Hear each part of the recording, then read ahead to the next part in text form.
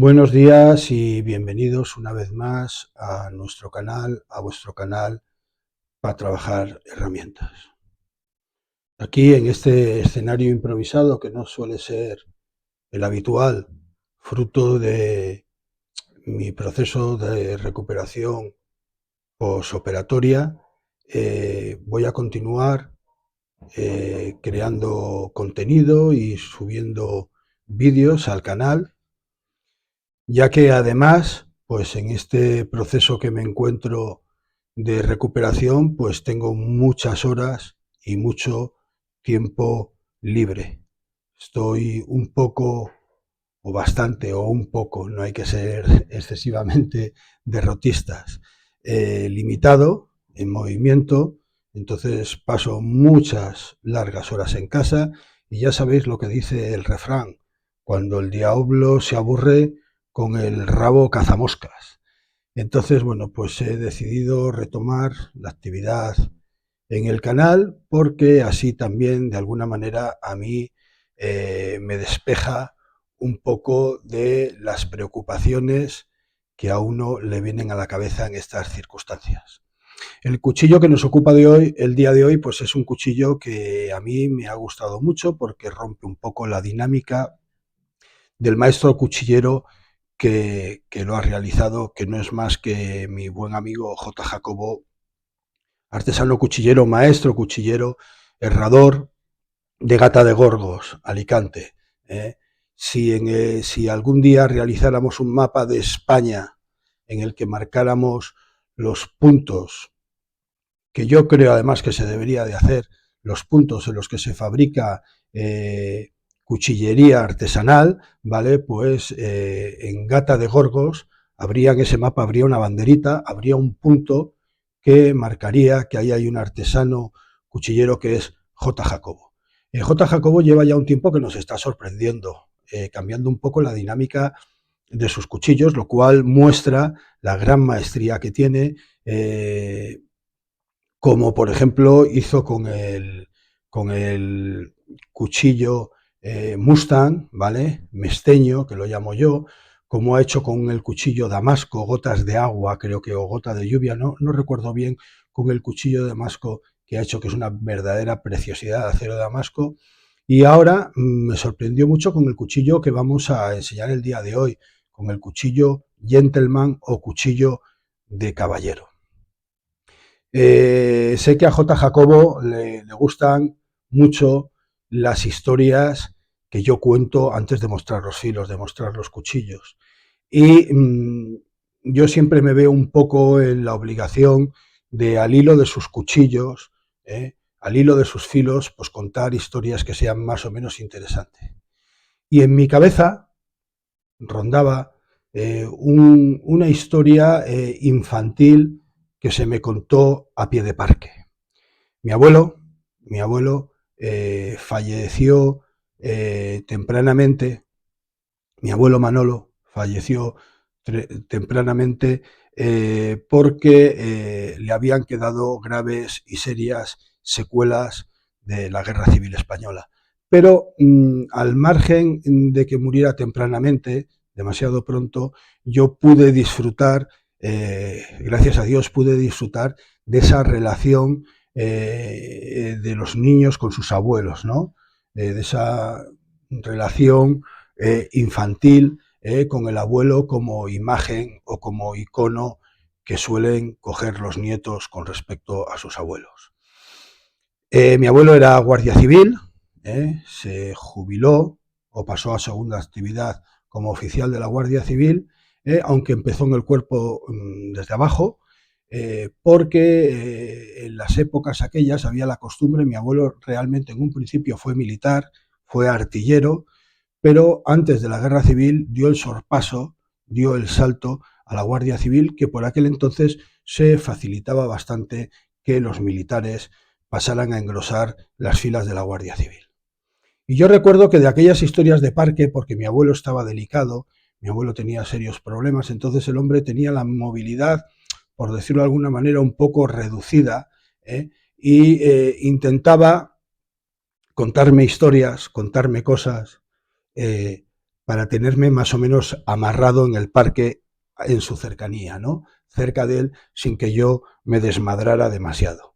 Ahora, cuando veo la hiperactividad, entre comillas, de mi hijo Santiago, entiendo un poco aquellos malabares que intentaba hacer mi abuelo para tenerme sujeto cerca de él. Entonces, en mi memoria infantil rondaba la memoria de una historia que me contó muchas veces mi abuelo de Tragabuches, ¿eh? Un conocido bandolero, sobre todo muy conocido para la Guardia Civil, para la historia de la Guardia Civil. A lo mejor a nosotros, a la gente de a pie, a la gente de la calle, nos suenan más otros nombres, ¿no? Como José María Tempranillo, como el Pernales, como Curro Jiménez, ¿no? Y el nombre de Tragabuches nos suena un poco menos, pero en la historia del bandolerismo con respecto a la Guardia Civil, el nombre de Tragabuches se tiene muy presente. Tragabuches pertenecía a una familia malagueña, nació a finales del 1700 y su nombre real era José Mateo Balcázar Navarro, ¿vale? El apodo de Tragabuches no era de él. Él heredó, como todos sabéis, todos los que pertenecéis al mundo rural o al mundo de los pueblos, sabéis esta costumbre española que hay, que los apodos se heredan, ¿vale? El famoso ¿y tú de quién eres? Esas muchas veces a las familias se las reconoce en los pueblos, en el mundo rural, más por los apodos que por los apellidos. Mirad, hago un paréntesis, soy muy malo para contar chistes, pero siempre que hablo de esto de los apodos, recuerdo el chiste de aquel guardia civil que se presentó en una casa de cualquier pueblo de Andalucía preguntando por Joaquín Martínez Sánchez, y quien le abrió la puerta le decía: aquí no conocemos a ningún Joaquín Martínez Sánchez. Y el guardia civil insistía: Joaquín Martínez Sánchez, quiero que salga, quiero hablar con Joaquín Martínez Sánchez. No, mire, que aquí no conocemos a ningún Joaquín Martínez Sánchez. Vamos a ver, esta es la calle tal, tal, tal de la población tal, si aquí está empadronado, aquí vive Joaquín Martínez Sánchez. La persona se quedó un poco perpleja y dice: mire, aquí es que nos conocemos todos por los apodos, dígame el apodo y a lo mejor le puedo decir si vive en esta casa. Joaquín Martínez Sánchez, alias el Vespa. Y dice: ah, el Vespa soy yo. Ya sé que soy muy malo contando chistes, pero no he podido evitarlo, no he podido evitar contar este chiste al hilo del tema de los apodos. Quien realmente se ganó el apodo de Tragabuches era el padre de José. ¿Por qué tiene este apodo? Porque parece ser que el padre era terrible, era una persona con un carácter y con una manera de ser muy desmedida en todos los aspectos, y en un momento determinado, por una apuesta, por un quítame estas pajas, por aquello de sujétame el cubata, ¿de acuerdo? Se comió entero a un pollino, a un burro, a un buche, a un pollino pequeño, a un burro, a un buche, en adobo de una sentada se comió al burro pequeño, ¿vale? Aquello impresionó mucho en la época y el padre de José se quedó con el nombre de Tragabuches. Y ese mismo nombre lo heredó la persona de la que estamos hablando hoy, aparte de que parece ser que heredó también mucho su carácter y su mal genio, ¿no? Se dice que de gatos, gatitos, ¿no? Esa es una expresión también bastante popular. En su juventud, Carlos III, con el afán de integrar más en la sociedad a la población gitana, ¿vale? Dictó una ley de que se podían cambiar con toda tranquilidad los apellidos, ¿no? Era pues como en la mentalidad de aquella época. No queramos ver la historia de hoy en día con la mentalidad de aquella época, era con la mentalidad de aquella época como un edicto real, ¿vale? Que por aquel entonces pareció bien pensado, de vamos a hacer borrón y cuenta nueva. El que quiera que se cambie sus apellidos, pasa a llamarse de otra manera, se le hace una célula, lo que hoy en día es el DNI, por aquel entonces era una célula, se le hace una célula con nombres y apellidos nuevos, borrón y cuenta nueva, y puede empezar su vida desde punto cero, ¿de acuerdo? Por los motivos que fuera, diversos que fuera. A esta ley se acogió mucha gente, ¿no? Y desde ese momento José dejó de llamarse José Mateo Balcázar Navarro y pasó a llamarse José Ulloa Navarro. Ulloa porque por aquel entonces el apellido Ulloa era un apellido muy altisonante, ¿de acuerdo? Era un apellido que daba una buena imagen, como una buena categoría social. No voy a cometer el error de hacer una comparativa con algún apellido conocido en nuestros tiempos actuales, ¿no? Pero ponerse el apellido Ulloa por aquel entonces era tener un apellido pues importante. Pronto cambiaríamos de siglo, entraríamos en el 1800 y con él llegó la invasión napoleónica de España.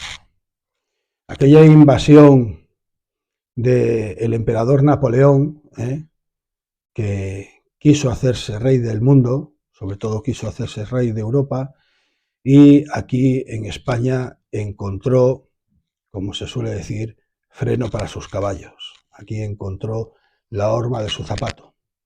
¿Y por qué contamos esto? Y parece que demos un salto en la historia. No, contamos esto porque el fenómeno del bandolerismo, posteriormente, con Fernando VII, posteriormente a la invasión francesa, ¿vale?, tuvo mucho que ver precisamente con estos años de guerra, de guerrilla, de enfrentamiento con los franceses, o como se decía por aquel entonces, con los gabachos. Pero vamos a volver con José. José en un principio pudo tener una vida bastante tranquila, porque se hizo amigos de la familia Romero, ¿vale?, que tenía una escuela de tauromaquia en Ronda. Los Romeros y su escuela de tauromaquia eran conocidos ya desde muchas generaciones o desde varias generaciones atrás. Era una escuela prestigiosa. Él tomó contacto con ellos. Desde un principio demostró que era una persona, José era una persona con unas habilidades más que destacables para el mundo del torero. Empezó como se suele empezar, banderillero, novillero, banderillero, etcétera, etcétera, y destacó profundamente. Y todo hacía pensar, todo daba a entender de que iba a tener una vida bastante tranquila e incluso bastante famosa. El problema está que justamente la adversidad le viene justamente el día que toma la alternativa Gaspar Romero, su mentor, la persona de la familia de la escuela de tauromaquia de los Romeros, la persona que le apadrina, la persona que lo presenta en el mundo del torero, la persona que le da la alternativa, muere de una cornada, de una cogida de toro, muere esa misma tarde. Y José Ulloa tiene que acabar la faena de su maestro y mentor. Parece ser que aquello le impresionó mucho. De día de tener 20 y tantos años, siempre me planteo si daros demasiados datos técnicos cuando cuento estas historias, datos históricos cuando cuento estas historias, pero creo que realmente es absurdo porque los datos históricos se olvidan y lo que nos quedamos siempre es con la historia, ¿de acuerdo? Parece ser que tenía 20 y tantos años, que era jovencito, aquello le impresionó mucho, se dio cuenta de que, bueno, pues de que a lo mejor el mundo del torero no era un mundo tan bucólico como él pensaba, no era un camino tan de rosas, y parece que aquello le apartó un poco de aquel mundo, del mundo de la tauromaquia. Y coincidió por aquella época en que conoció a una cantadora, a una bailaora de etnia gitana, también como él, que por lo visto era un bellezón de la época. Por lo visto era una de esas mujeres que destacaban muchísimo por su belleza, por su carácter, por sus maneras, por su forma de interactuar, por cómo cantaba, etc. Y José se quedó totalmente prendado de ella, enamorado de ella. Ella le correspondió y Esto también yo creo que hizo bastante porque Tragabuches, José, se separara del mundo del toreo.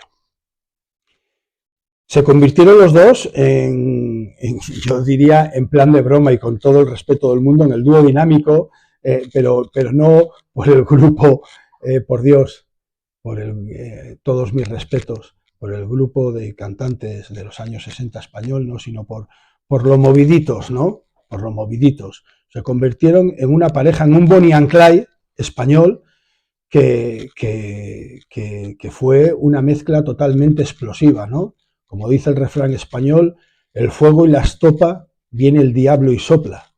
José Tragabuche se dedicaba, con contactos que tenía en Gibraltar, a introducir en España todo tipo de productos de contrabando que podía, ¿vale?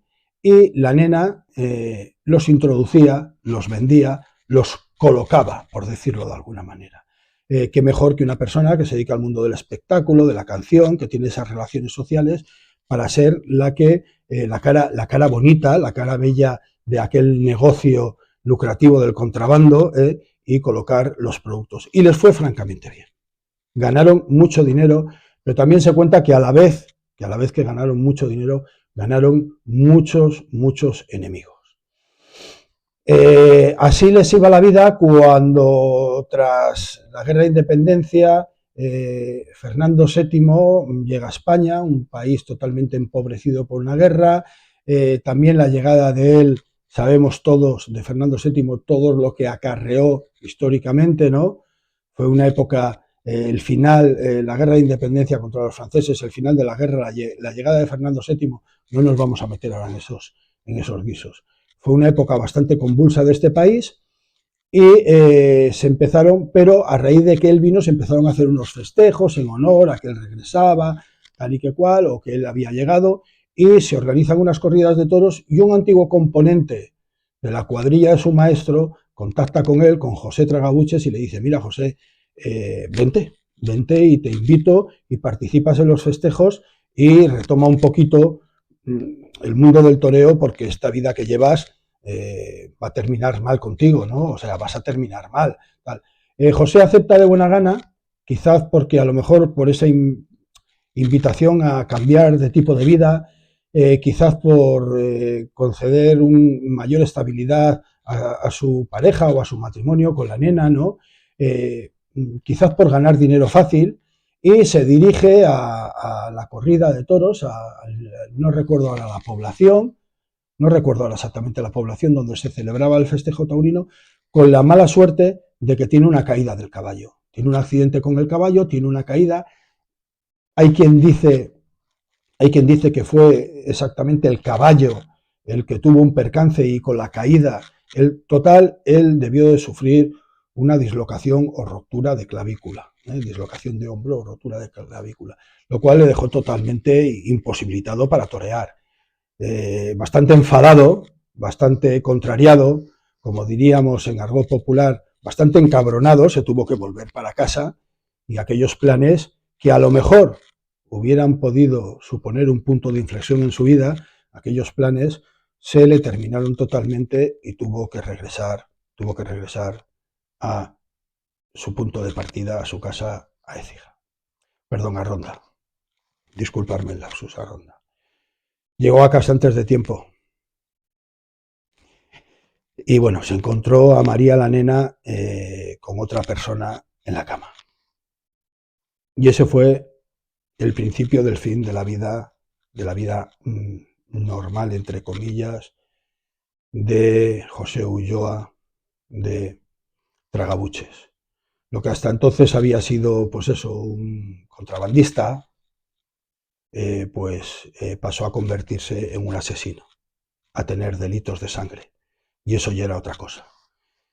Se cargó al amante de la nena, enfurecido, le salió esa vena genética, se cargó al amante de la nena. Hay crónicas de la época que dicen literalmente que lo degolló de oreja a oreja, y a la nena la agarró y la tiró por la ventana a la calle, causándole la muerte instantánea. Desde ese momento se convirtió en un prófugo, en un perseguido por la ley, se echó al monte, se emboscó, los emboscados, os suena esa palabra, se echó al monte y pasó a ser un bandolero. Debido al gran conocimiento que tenía de todas las sierras andaluzas, de su carácter, de los muchos contactos que había ganado durante el tiempo que se dedicó al contrabando, pues contactó con muchos bandoleros de la época que lo veían pues como un buen fichaje, ¿no? Se llega a decir, esto hay mucha gente que lo pone, muchos historiadores del mundo del bandolerismo, que lo ponen entre comillas, se ve que no está muy claro, pero hay muchos otros que dicen que llegó a tener contacto, que llegó a trabajar con el famoso José María el Tempranillo. Pero lo que sí que está claro es que rápidamente contactó con una de las bandas más terroríficas de la época, más criminales, más afamada de la época, que eran los 7 Niños de Écija. Los 7 Niños de Écija, que empezó como una partida de guerrilleros, como una partida pseudomilitar, ¿vale? Cuando Napoleón creyó que había desarticulado totalmente el ejército español y que no iba a tener absolutamente ningún problema, aparecieron los guerrilleros, apareció la imagen de la revuelta popular civil española y una de esas cuadrillas capitaneadas por un mando del antiguo ejército español ya desarticulado por Napoleón, fue los 7 Niños de Écija, que demostró durante toda la guerra de independencia tener un carácter táctico y guerrillero fuera de lo común.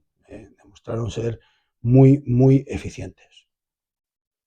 Pero ¿qué pasa? Que se termina la guerra de independencia y vuelve Fernando VII, ¿vale? Y toda esta gente se quedan pues como desocupados, se quedan por ahí pegando vueltas. Muchos de ellos pudieron volver a sus pueblos y retomar sus vidas, pero otros muchos no, ¿no? Otros muchos se quedaron por ahí como desocupados y encima se sintieron, esto es una cosa común en muchas guerras de todos los tiempos, que la persona que vuelve del frente, la persona que vuelve después de un periodo largo de vida de conflicto militar, de una guerra larga, cuando vuelven a su punto de partida están como desubicados, se encuentran como fuera de lugar y además también es muy común a lo largo del tiempo y de las guerras que surja un sentimiento de como que no se les ha agradecido lo suficiente los servicios prestados, ¿no?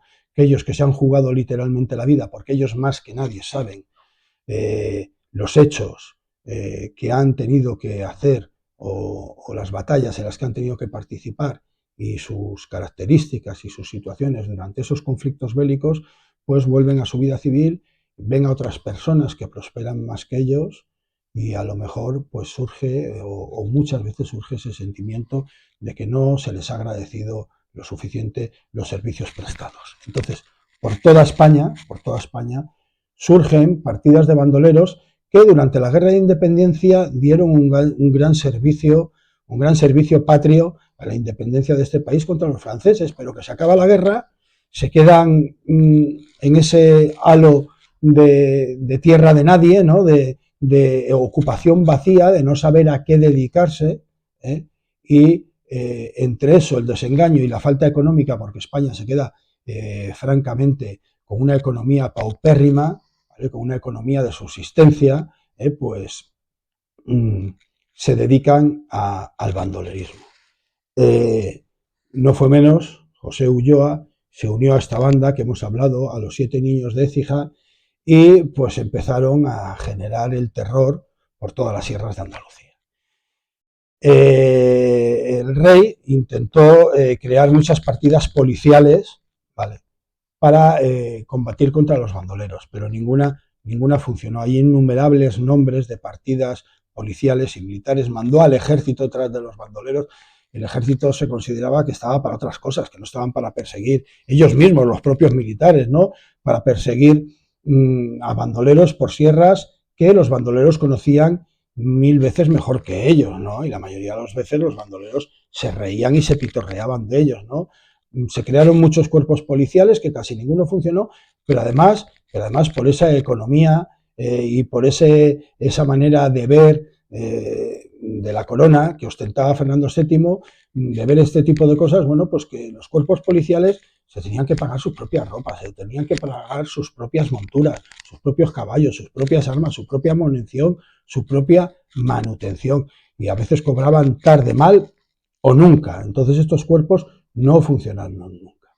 Esto, y no me quiero dar un salto histórico demasiado grande, pero esto es lo que propició posteriormente la aparición del cuerpo profesional o el cuerpo, para mí entender, más profesional que ha habido y que hay en España, que es la Guardia Civil, ¿no? Cuando ya se tomó realmente conciencia por la reina en su día de que España necesitaba un cuerpo policial serio, y así vino la aparición de la Guardia Civil, que además fueron los que pusieron fin al mundo del bandolerismo.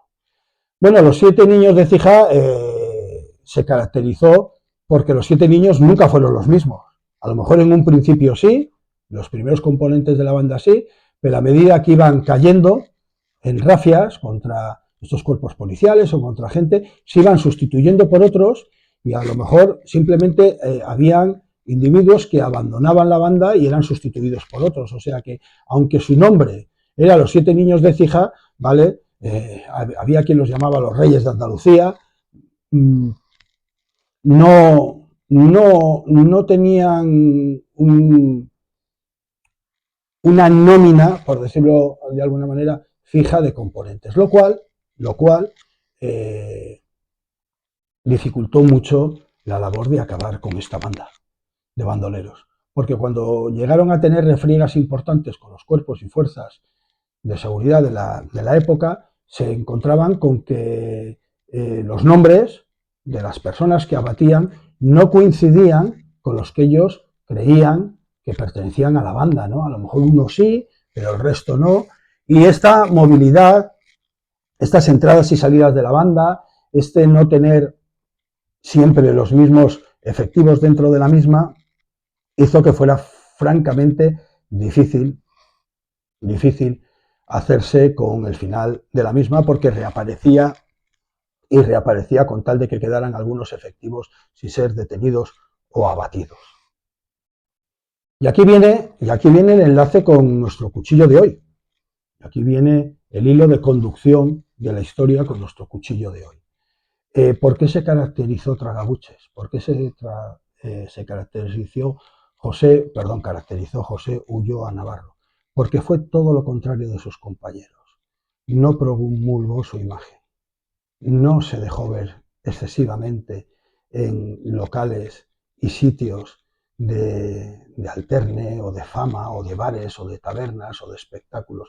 No fue un fanfarrón, no fue una persona pública.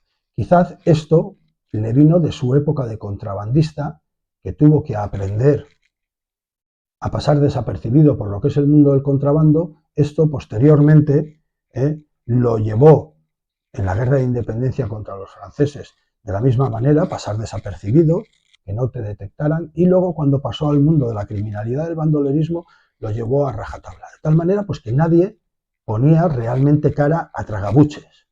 Él había sido una persona que, muy al contrario de lo que era más extendido entre sus compañeros, ¿no?, de hacer alarde, de darse a conocer, de querer tener cierta reputación, de que la gente les mirara con admiración, les respetara, presentarse en fiestas, dejarse ver, asaltar claramente a la vista los caminos, pues José Ulloa Tragabuches fue todo lo contrario. De una manera, yo creo que bastante inteligente, difundió muy poco su imagen, o prácticamente nada. Cuando hacía asaltos, hacía por embozarse, por taparse la cara. No, desde que entró en el mundo del bandolerismo, no alternó en sitios de mucho bullicio, de fiestas, de juergas, de tabernas, etcétera, y realmente la Guardia Civil no le ponía cara. ¿Esto qué hizo? Pues que fue un rara avis de su época, que cuando él lo creyó oportuno, por los motivos que fueran, que no se saben, se esfumó totalmente como un fantasma. Nadie sabe qué fue de él. Leyendas muchas, pues que si pudo haber caído en alguna refriega, pero que nunca se supo su cuerpo, que si a lo mejor la Guardia Civil dio con él en algún momento determinado y nunca se supo dónde, que si se fue a las Américas, que si cambió de nombre, que si casó y tal, que si una señora lo adoptó y le dio sus apellidos, que no se sabe nada cierto de lo que fue, de qué fue de José Ulloa. Pero para todos los cronistas de la época dan por bueno que de muerto nada, que fue una persona que fue muy inteligente y supo guardar su imagen personal, ¿vale? Supo mantenerse siempre en un segundo plano y que dieran la cara pública, por decirlo de alguna manera, compañeros suyos, y él fue más reservado, más cuidadoso. Y cuando llegó el momento de dejar aquello, cambió de nombre, cambió de apellidos de una manera o de otra y pasó a llevar una vida honrada y decente, si así lo podemos decir, entre comillas. Parece ser que la teoría más extendida es que se convirtió en una persona, se afincó, se convirtió en un terrateniente o en un cortijero poderoso, en un gran hacendado, y así terminó el resto de sus días como una persona honorable y como una persona de una buena posición social. ¿Por qué el cuchillo del día de hoy? Cuchillo gentleman, cuchillo de caballero. Este cuchillo son cuchillos bonitos, con acabados de calidad, con acabados refinados, cuchillos premium que podríamos decir hoy en día. Bien pudo ser el tipo de cuchillo, no sabemos la morfología, no sabemos el diseño, pero bien pudo ser el tipo de cuchillo que a buen seguro o que a bien seguro ocultó bajo sus ropas el resto de su vida José Ulloa Tragabuches. A nadie se le escapa que cuando alguien ha tenido una vida de delincuente o una vida peligrosa o una vida desaforada, pues cuando pasa a segundo plano, a vivir una vida tranquila, no pierde de vista cuál es su pasado.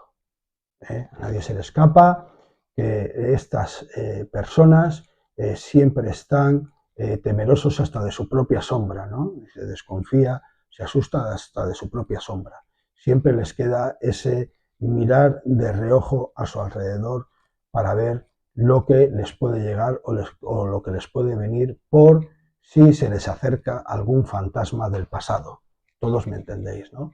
Entonces, pues, ¿qué tipo de cuchillo, qué tipo, aparte de que no me cabe la menor duda de que portaría algún revólver, etcétera, pero qué tipo de cuchillo de arma blanca pudo llevar el resto de su vida? Pues no cabe la menor duda que un cuchillo de caballero, un cuchillo de gentleman, un cuchillo de un tamaño apropiado para llevarlo escondido debajo de las ropas, ¿no? Debajo de la levita, debajo de la chaqueta, un cuchillo que si alguien se lo veía o si lo utilizaba, pues que más que sensación de arma, aunque fuera un arma, diera una sensación de poderío económico, de buena situación social, con unos buenos acabados, con un acabado premium, con un cuchillo que fuera prácticamente una pieza de joyería, por decirlo de alguna manera, ¿no?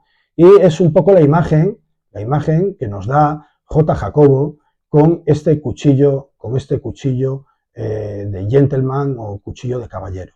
Un cuchillo con una funda muy bonita, profusamente trabajada, muy elegante, ahora la veremos, un cuchillo pulido al espejo, un cuchillo con unas cachas muy bonitas, con una virola en latón que cuando está bien limpia, bien reluciente, llama mucho la atención, dorada, muy bonita en sí, el cuchillo para llevar una persona adinerada, una persona con posibles de la época, que o bien por su vida laboral quisieran llevar un arma blanca para defenderse, pero también muy posiblemente el tipo o la tipología de cuchillo que pudieron llevar tanto José Ulloa Tragabuches como cualquier otro de sus compañeros que consiguiera dar ese sorpaso de dejar el mundo de los desterrados para pasar a una vida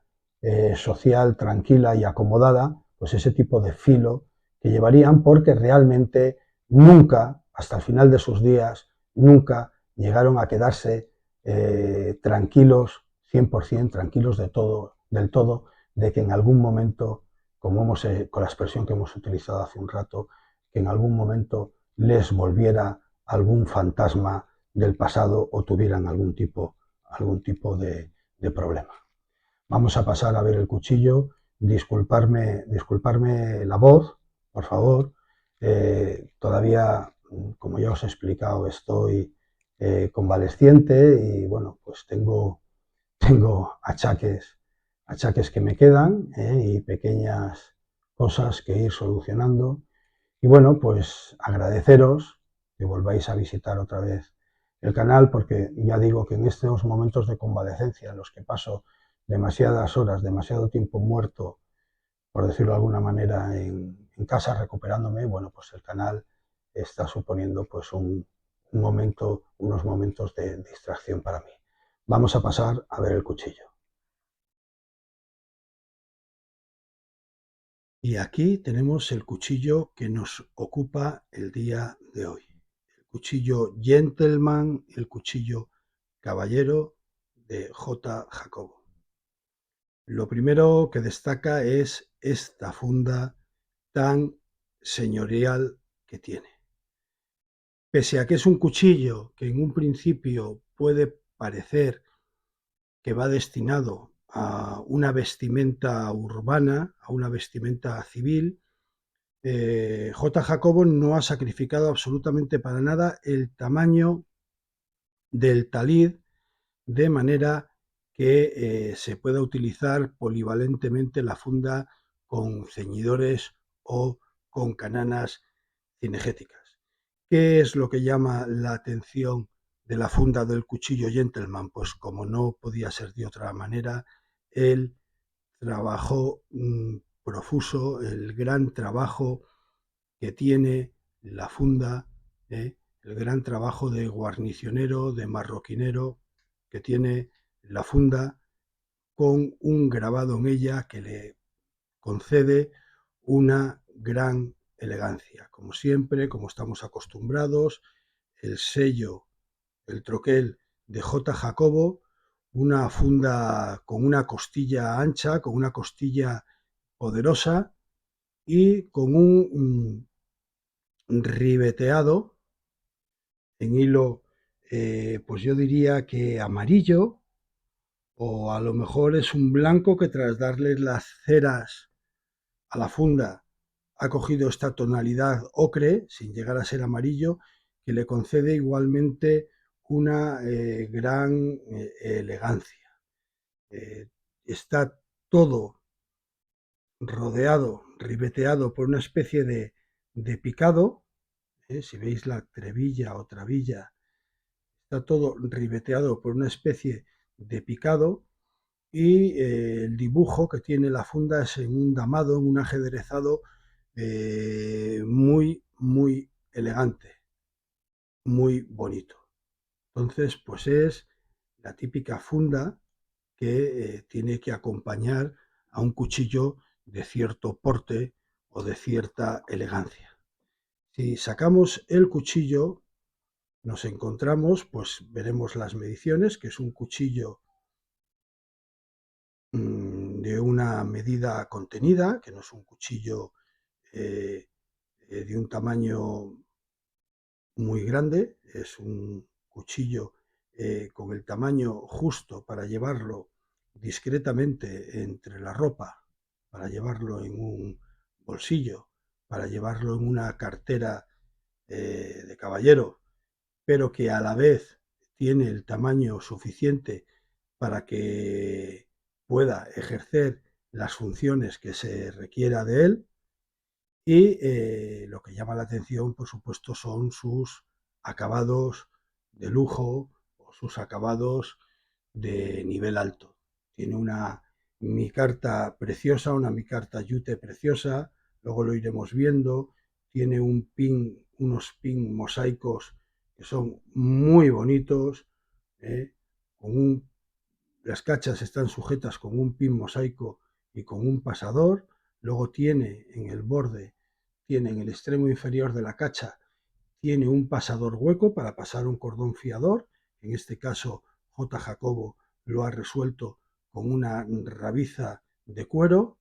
Tiene el acabado habitual al que nos tiene acostumbrados, que es como su DNI, como su marca de casa, el lomo de la hoja en el mango lo tiene profusamente trabajado. Tiene una pequeña dactilera, no en escalera, en recto, pero tiene aquí una pequeña dactilera y o cremallera, como lo queramos llamar. Ya veis que os está enseñando todos los entresijos, ¿veis? ¿Veis? Podéis ver ahí perfectamente el teléfono, el teléfono móvil como estamos grabando, o sea que tiene un pulido a espejo excepcional y luego tiene un picado en el pequeño recazo y entrando un poco por el lomo superior del cuchillo, tiene un picado que le concede una elegancia, le da gran belleza al cuchillo. Una mosca española en forma de pirámide, justamente entre el filo de la hoja, el microfilo de la hoja y el pequeño recazo que tiene picado, como hemos dicho, y una virola. Una virola que le concede una elegancia terrible al cuchillo. Como diría Pedro, las virolas que para muchos pasan a formar parte de los pecados capitales de los cuchillos. Pedro dice que hay, no sé si 4 o 5 pecados capitales de los cuchillos hoy en día por los que la gente no los quiere, y una de ellas es que la gente no quiere que tenga virolas, ¿vale? Otro es que sean cóncavos, que sea aceromova, etcétera, etcétera. Pero a lo que viene el comentario ahora es que la gente no quiere que tengan virolas los cuchillos de hoy en día, ¿vale? Pues a mí me gusta. A mí me gusta. Yo entiendo que hay determinado cuchillo que el que tenga virola no es absolutamente ningún problema, y muy al contrario, la virola, al ser de guarda, en este caso con un gavilán bajo, le da una gran belleza al cuchillo.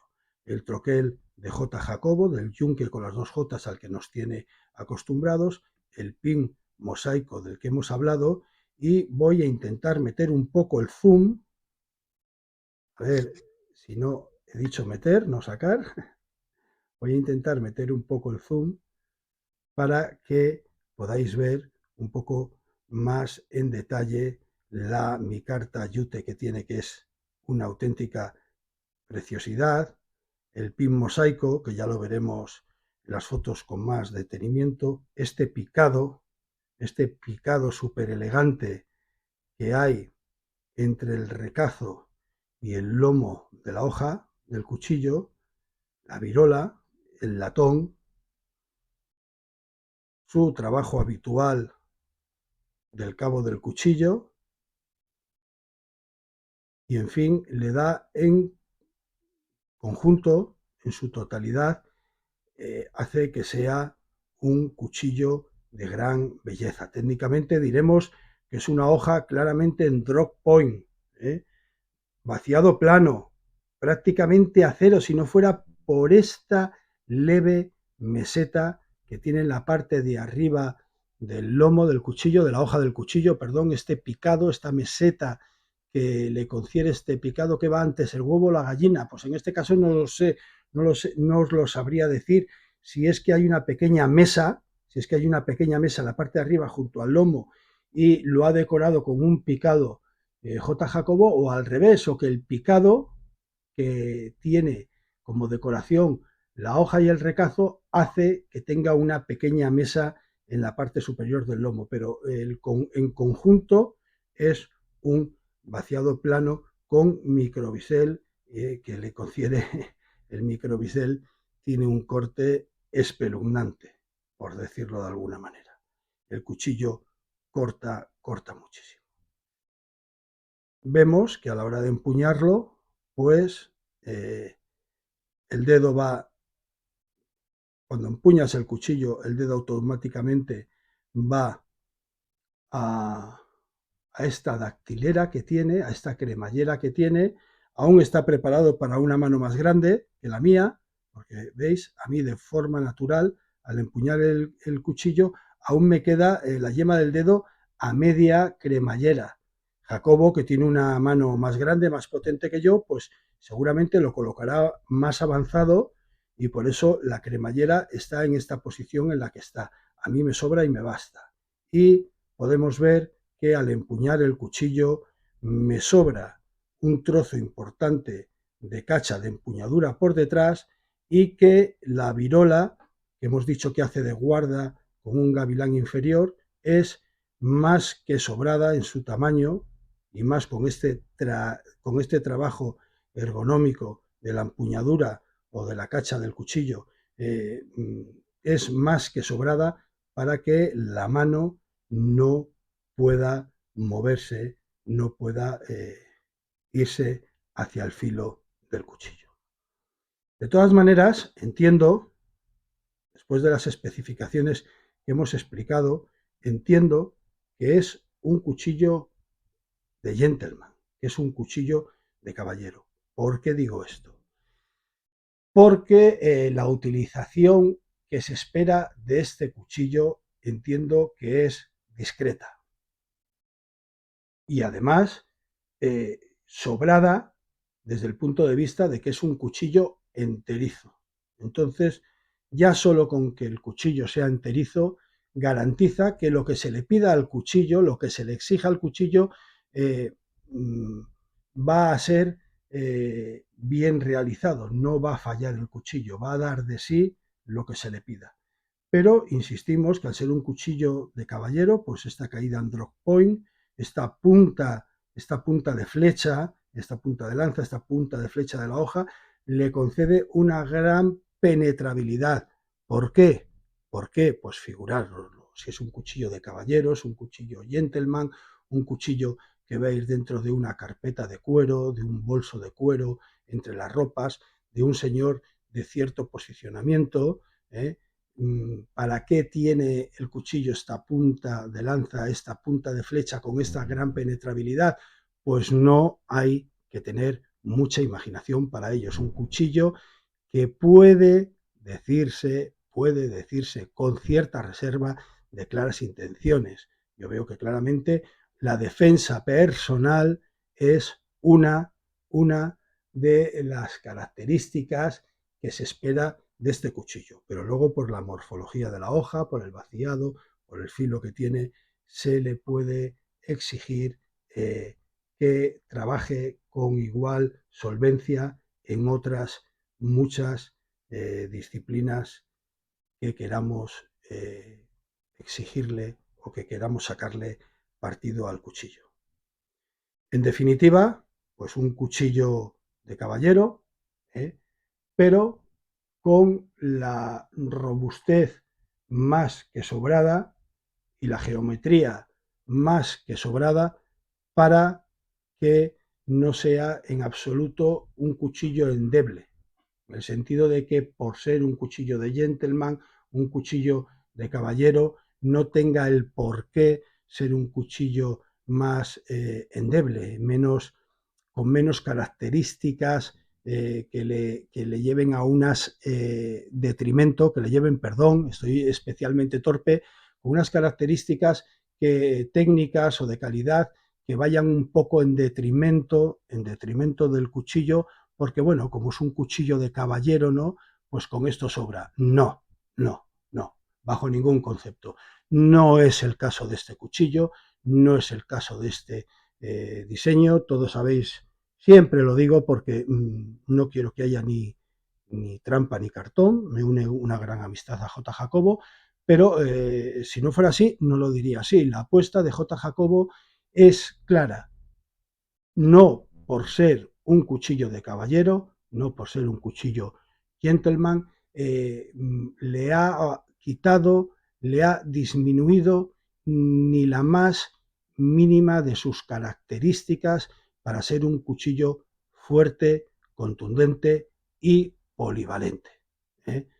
Es un señor cuchillo, un cuchillazo con todas las características de los cuchillos que podemos necesitar para otras funciones, pero que está vestido con traje de domingo, por decirlo de alguna manera, por decirlo en ese argot antiguo de el traje de los domingos, el traje que se ponía la gente, el traje de fiestas, el traje de domingos. Pues no es otra cosa.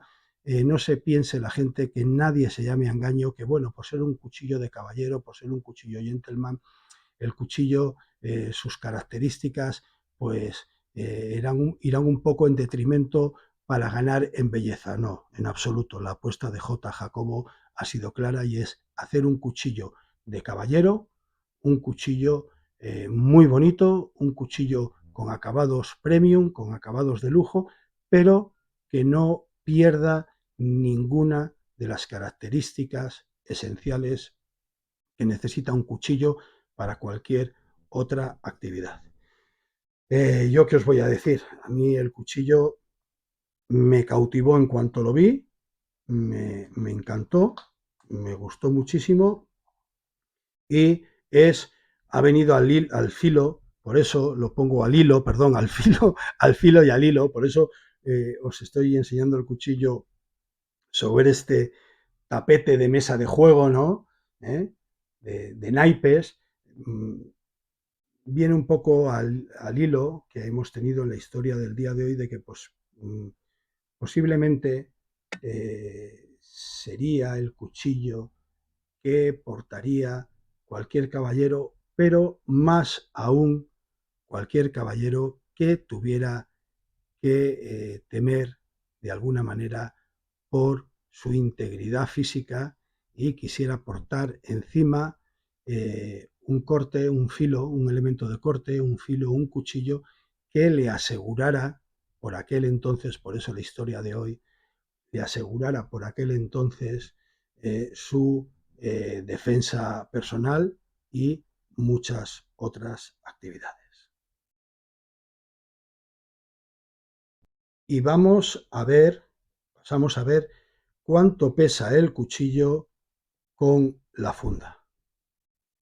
Y el cuchillo con la funda está en 302 gramos, lo cual nos deja ver claramente lo que os he explicado hace unos minutos, de que pese a ser un cuchillo gentleman, pese a ser un cuchillo de caballero, el peso específico, el peso del cuchillo, nos deja ver claramente pues que es un cuchillo potente, ¿eh?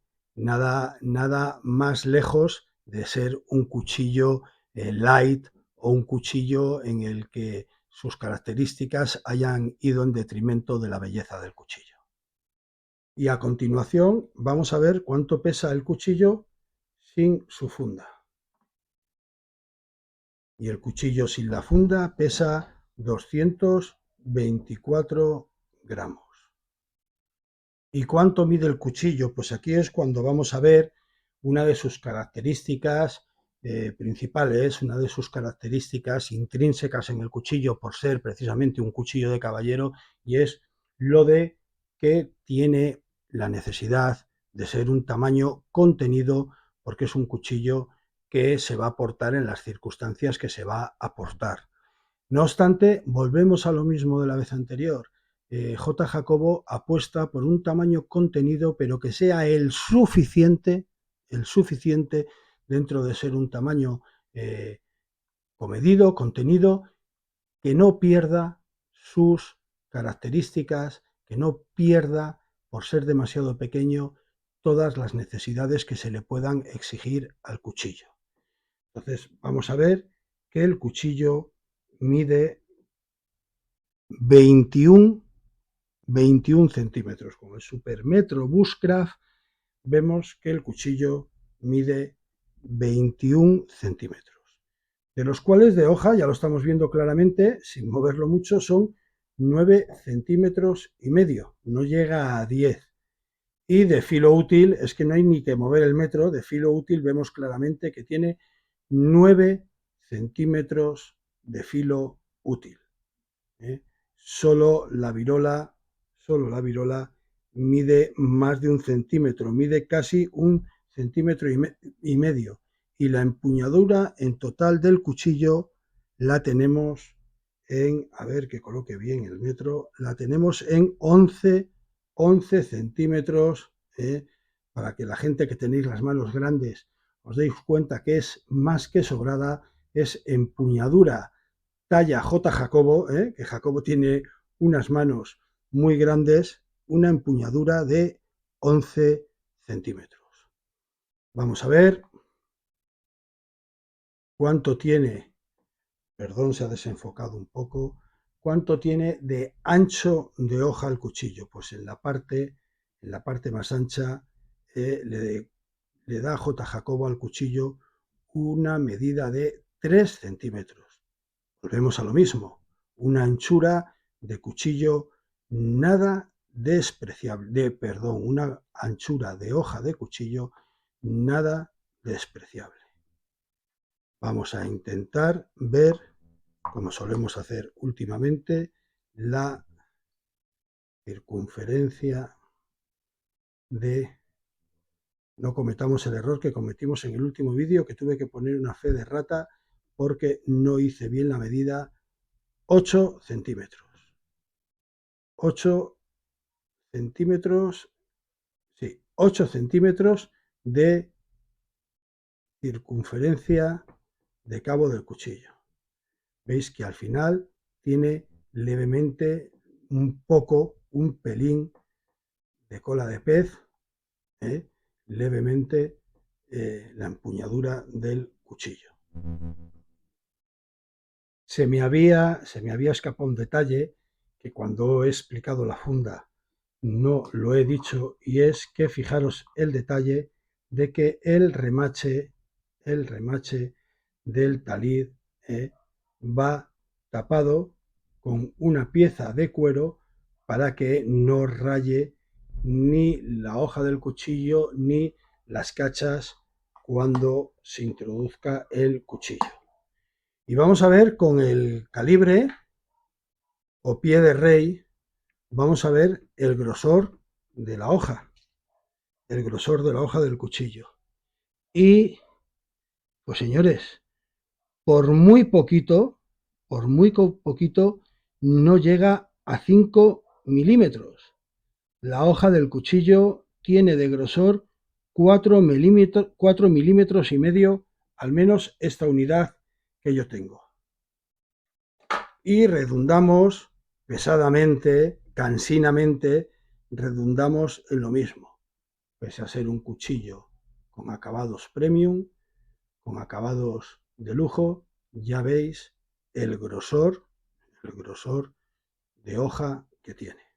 Bueno, y vamos a ver este corto de vídeo improvisado, que luego no sé exactamente dónde lo introduciré a lo largo del vídeo, y es para los que no lo sepáis, para los que lo desconozcáis, gente que se inicie en nuestra afición, cuando las virolas de los cuchillos, otras partes de los cuchillos, son de latón, son de bronce, de algún otro tipo de metal, cuando lleva tiempo metidos en la funda de cuero, por una cuestión de humedad, las virolas o otras partes del cuchillo se llenan de una especie de moho verde. Si os dais cuenta, yo ya lo he retirado porque me molesta mucho verlo. A lo mejor saco el cuchillo de una funda y me lo encuentro. Me molesta muchísimo verlo. Sale también mucho la gente que realice la práctica cinegética. También le pasa mucho con la munición que está metida en las cananas de cuero. Cuando lleva mucho tiempo y se saca, aparece también en la munición ese verdín, ese moho verde. Y cuando se retira, si os dais cuenta, queda ahí una especie de marcas de dónde ha estado el citado verdín, el citado moho verde. Entonces, Pues hay muchos métodos tradicionales, lo repito, hay muchos métodos tradicionales, con muchos productos tradicionales con los que se puede quitar. Pero mirad, hay un producto de toda la vida, algodón mágico, lo que el Sidol, el Aladín, el algodón mágico de toda la vida, que lo podéis comprar en cualquier cadena comercial, y en la que lo dice sus instrucciones, ¿vale? Lo dicen bien claro. Con el algodón necesario, o sea, se coge un poquito de algodón, frotar sobre la mancha hasta que desaparezca y dejar secar. Pulir posteriormente con un paño suave y seco. Yo ya hace tiempo que el paño suave y seco lo he cambiado por, a ver si consigo abrir el bote, esto es el Sidol. Yo hace tiempo que el paño suave y seco lo he cambiado por una servilleta de papel suave y seca. Si os dais cuenta, vamos a arrancar un trozo de algodón, no mucho. Cerramos la tapa, muy importante, muy importante, que la tapa yo incluso le pondría, ahora luego le pondré un poco de film de plástico de cocina para que quede más hermética, que la tapa quede muy hermética porque utilizamos poco, ¿vale? Utilizamos poca cantidad y si no, posteriormente, cuando vayamos a cogerlo, pues se ha podido secar y mirar.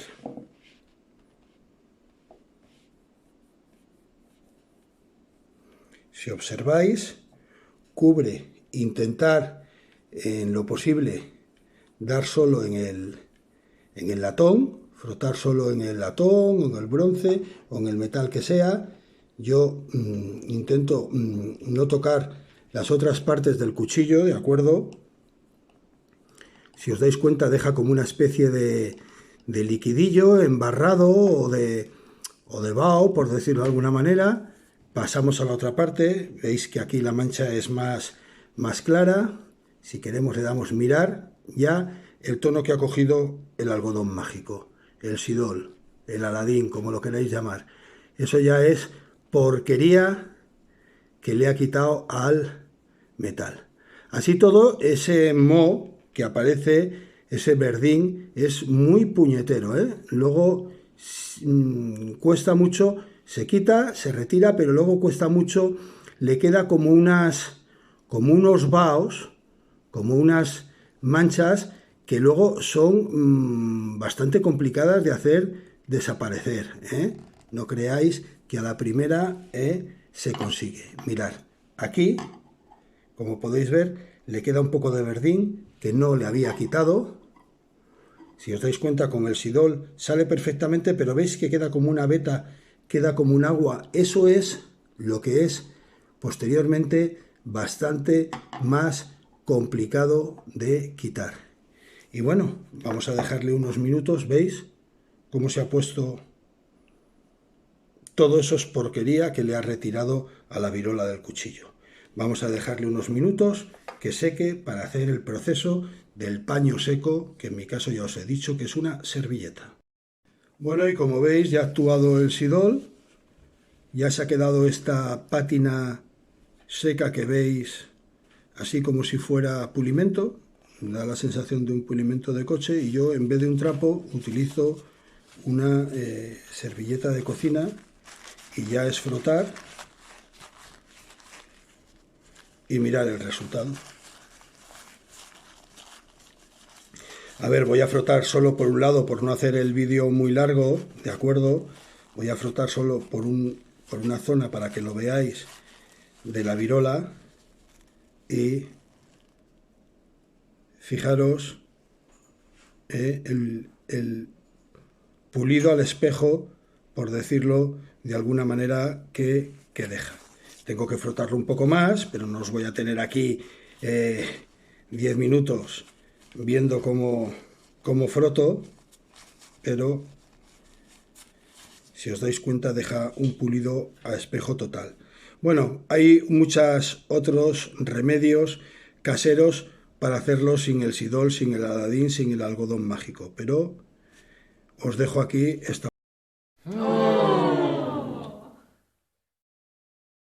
En fin, y antes de pasar a la galería fotográfica, a la que tenemos por costumbre añadir a nuestros vídeos, pues pediros unas leves disculpas o unas breves disculpas, más que breves disculpas, leves disculpas, si notáis pues que no tengo la soltura de otras veces y que me cuesta un poco más explicaros las cosas como me gusta hacerlas, porque ya sabéis las circunstancias en las que estoy y sobre todo porque llevaba mucho tiempo sin hacer vídeos y uno pierde un poco de fluidez y de soltura.